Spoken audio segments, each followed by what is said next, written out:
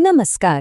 ચાલો આજના દિવસના એટલે કે 16 જાન્યુઆરી 2026ના સૌથી મહત્વપૂર્ણ કરંટ અફેર્સને સમજીએ.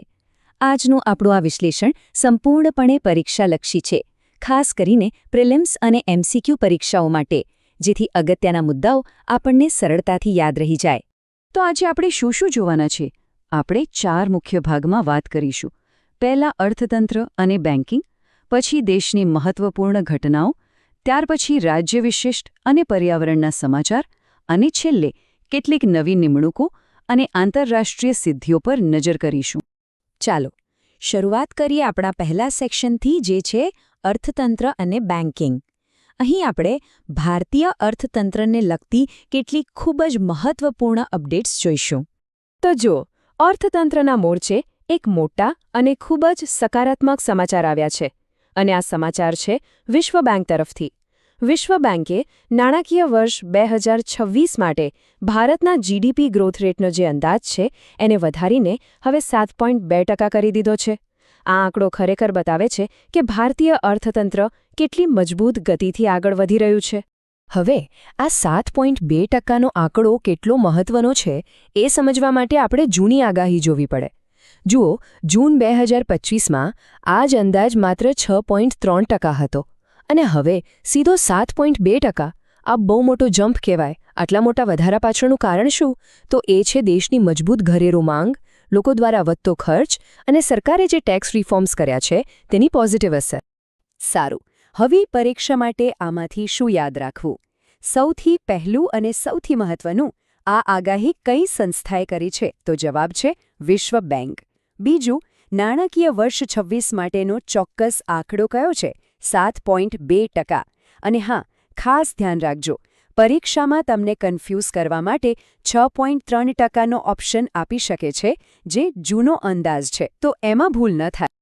ચાલો હવે બેન્કિંગ સેક્ટર તરફ આગળ વધીએ. અહીંયા પણ એક એવોર્ડના સારા સમાચાર છે. કર્ણાટક બેંકે ઇન્ડિયન બેંક્સ એસોસિએશન એટલે કે IBA તરફથી એક પ્રતિષ્ઠિત બેન્કિંગ ટેકનોલોજી એવોર્ડ જીત્યો છે. તો કર્ણાટક બેંકને કઈ કેટેગરીમાં આ સન્માન મળ્યું છે? જુઓ, શ્રેષ્ઠ ફિનટેક અને DPI એડોપ્શન માટે તો વિજેતા રહી છે. એટલું જ નહીં, શ્રેષ્ઠ ટેક ટેલેન્ટમાં એ રનરઅપ પણ છે. આ સ્પષ્ટપણે દર્શાવે છે કે બેંક ટેકનોલોજીને અપનાવવામાં અને સારા ટેક ટેલેન્ટને પ્રોત્સાહન આપવામાં કેટલી આગળ છે.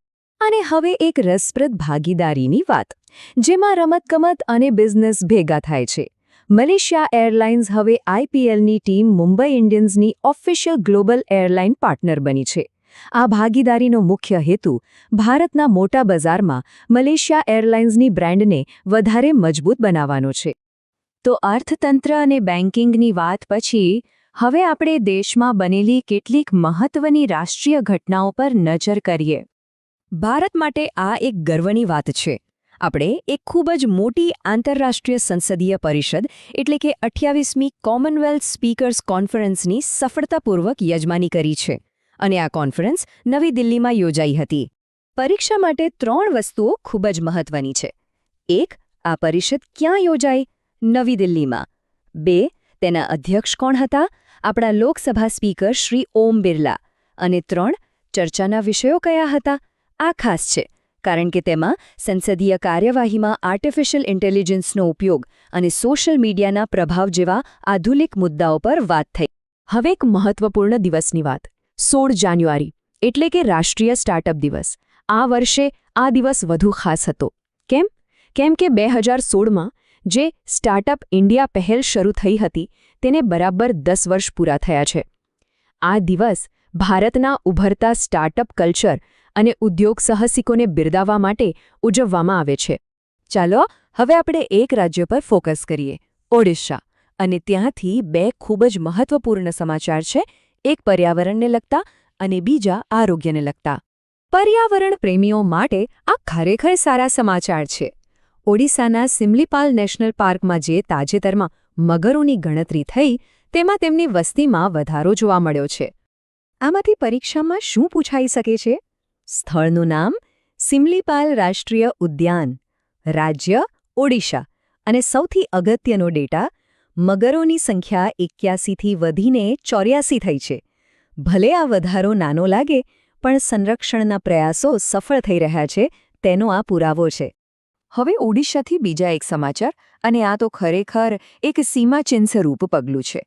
ઓડિશા રાજ્ય દેશમાં પહેલીવાર આખા રાજ્ય માટે ક્રોનિક કિડની ડિઝીઝ એટલે કે CKDના દર્દીઓ માટે એક રજિસ્ટ્રી શરૂ કરવા જઈ રહ્યું છે. પણ સવાલ એ છે કે આવી રજિસ્ટ્રીની જરૂર કેમ પડી? આનાથી થશે શું?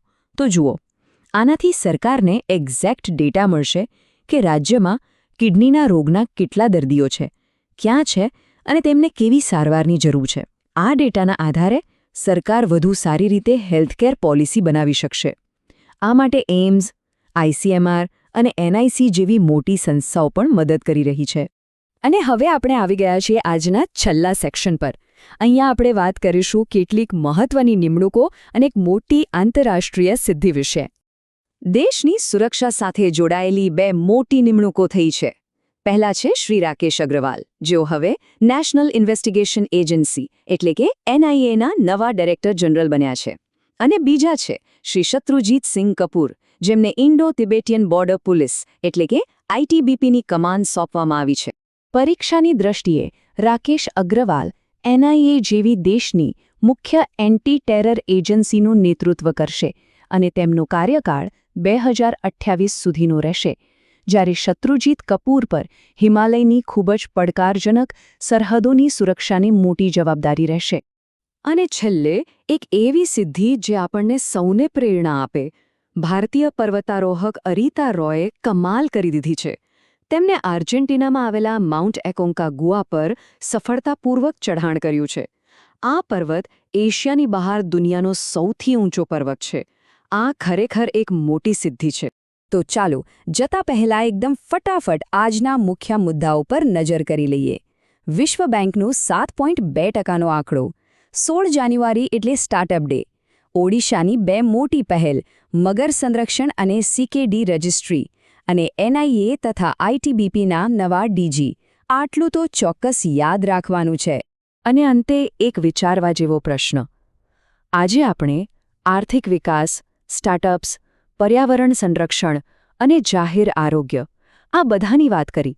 આ બધામાંથી કઈ બાબત ભારતના ભવિષ્ય પર સૌથી વધુ અને સૌથી લાંબા ગાળાની સકારાત્મક અસર કરશે? આના પર જરૂર વિચારજો. ફરી મળીશું.